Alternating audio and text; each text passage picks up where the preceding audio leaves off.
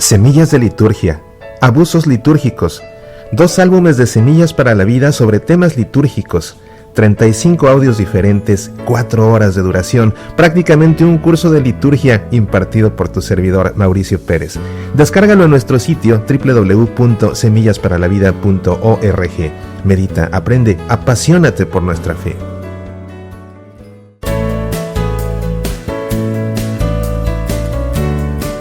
Vamos a continuar con esta serie especial en la que hemos estado estudiando algunos puntos de la instrucción Redención y Sacramentum sobre algunas cosas que se deben observar o evitar acerca de la Santísima Eucaristía. Mañana terminaremos con esta serie especial para pasar a otros temas, pero me parece importante continuar porque realmente esto está generando mucho interés en nuestro auditorio, quienes han escrito con diferentes inquietudes. Hay alguien que me escribió diciendo: le pido a gritos que por favor no se detenga, continúe hablándonos de esto. Y por ello nos mantenemos en este tema por un par de días más. Admito que para alguno cabrá la pregunta: ¿qué tan importantes realmente son los abusos litúrgicos? ¿En verdad es necesario poner tanto énfasis en cada mínimo detalle de la Santa Misa, cuando lo más importante es recibir la comunión? Tal vez haya quien piense que somos muy exagerados al preocuparnos por cada detalle que pudiera parecer insignificante. Déjame leerte lo que dice esta misma instrucción al respecto de la importancia de los abusos o de la gravedad de los abusos. ¿Por qué es importante considerar todo esto y por qué la misma Congregación para el Culto Divino y Disciplina de los Sacramentos emitió este documento?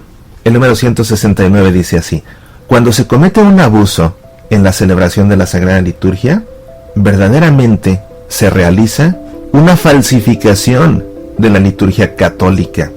Ha escrito Santo Tomás: incurre en el vicio de falsedad quien de parte de la Iglesia ofrece el culto a Dios contrariamente a la forma establecida por la autoridad divina de la Iglesia y su costumbre. Así de graves son, pues, los abusos litúrgicos, y es por eso que debemos corregirlos. Y para corregirlos debemos comprender y conocer nuestra liturgia, y es por eso que estamos estudiando este documento.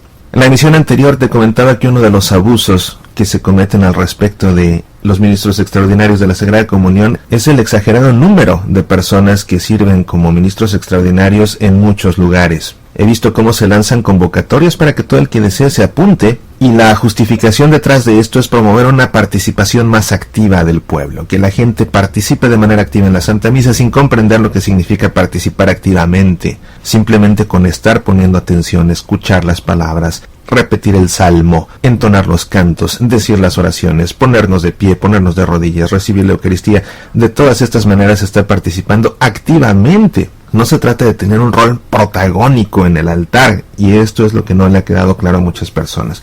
Pues bien, el objetivo de usar los ministros extraordinarios, como dijimos en la emisión anterior, es simplemente asistir cuando el sacerdote solo o los sacerdotes presentes no se dan abasto en administrar la comunión. Pero no se trata de convocar a la gente para que participe. Dice el número 151, solamente por verdadera necesidad se recurra al auxilio de ministros extraordinarios en la celebración de la liturgia. Pero esto no está previsto para asegurar una plena participación a los laicos, sino que por su naturaleza es suplementario y provisional. Hablando de la comunión, una pregunta que recibo con frecuencia es: ¿puedo recibir la comunión de rodillas o no? El número 90 prescribe lo siguiente: los fieles comulgan de rodillas o de pie, según lo establezca la Conferencia de Obispos, con la confirmación de la sede apostólica. Repito, según lo establezca la Conferencia de Obispos, con la confirmación de la sede apostólica. Esto significa que un sacerdote no puede imponer una forma de comunión en su parroquia a título personal. Tiene que sujetarse no a lo que disponga su obispo, quien tampoco puede imponer la forma de recibir la comunión a su antojo. Quien determina la mejor manera es la Conferencia de Obispos, quien tampoco lo hace por su propia potestad, sino que lo hace con confirmación de la sede apostólica. La sede apostólica nunca le ha prohibido a nadie recibir la comunión de rodillas. Por tanto, ningún obispo ni ningún párroco le pueden prohibir a nadie recibir la comunión de rodillas. Y aquí está bien claro, es el número 90 de la instrucción Redención y Sacramentum. Ahora, dice este mismo número, cuando comulgan de pie, se recomienda hacer antes de recibir el sacramento la debida reverencia que deben establecer las mismas normas. Algo que se ha dejado de usar, sobre todo cuando se usan ministros extraordinarios, es el uso de la bandeja para la comunión, que se coloca debajo de la mano de quien administra el sacramento y de la boca de quien está comulgando. Esto con el fin de que si cae alguna migaja o de que si la hostia se cae, no caigan al suelo ni las migajas ni la hostia, sino que caigan en esta bandeja. Sin embargo, se debe seguir usando precisamente para proteger el sacramento.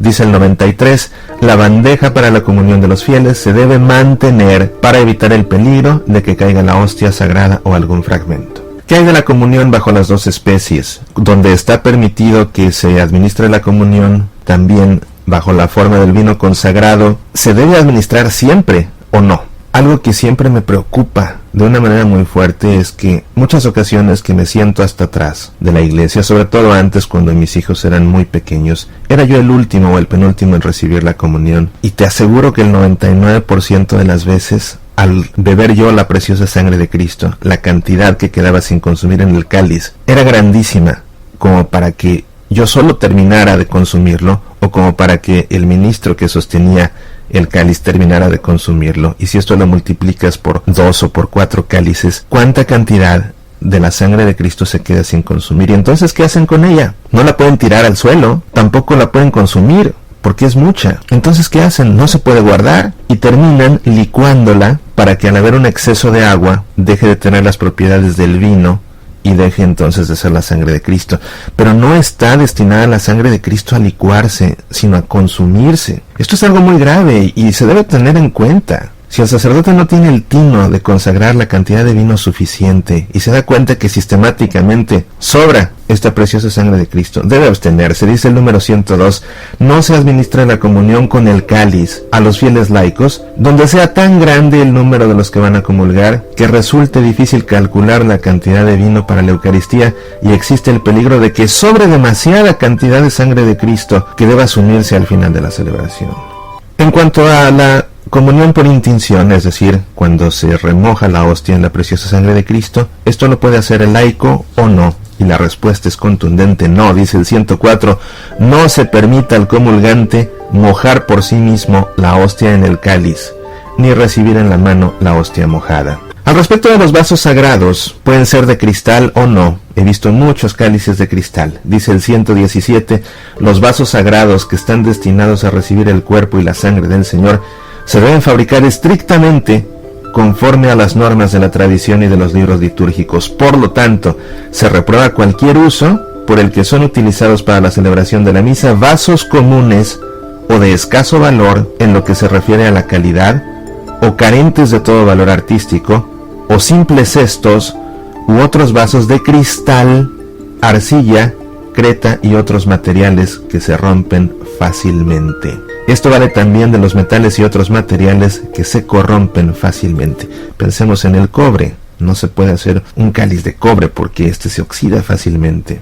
Y además no simplemente se compran cálices y se usan. Dice el 118, los vasos sagrados, antes de ser utilizados, son bendecidos por el sacerdote con el rito que se prescribe en los libros litúrgicos. Es laudable que la bendición sea impartida por el obispo diocesano, que juzgará si los vasos son idóneos para el uso al cual están destinados. Finalmente, por hoy, me ha tocado ver sacerdotes que celebran la Santa Misa sin vestir la casulla, y no digo que son concelebrantes. Se trata de sacerdotes que ellos mismos, solos, están celebrando la Santa Misa sin la casulla. Dice el 126, se ha reprobado el abuso de que los sagrados ministros realicen la Santa Misa, incluso con la participación de un solo asistente, sin llevar las vestiduras sagradas, o con solo la estola sobre la cogulla monástica, o el hábito común de los religiosos, o la vestidura ordinaria, contra lo prescrito en los libros litúrgicos. Pues bien, más información que nos sirve para celebrar en plenitud la Sagrada Liturgia. Por supuesto, la mayor disposición no está en lo externo, sino en la actitud de nuestro corazón, pero todo lo externo acaba por ser una manifestación de lo que realmente llevamos en el corazón. No podemos celebrar la Santa Misa ni participar de ella con un corazón ignorante, y menos con un corazón caprichoso. Soy Mauricio Pérez, estas son Semillas para la Vida.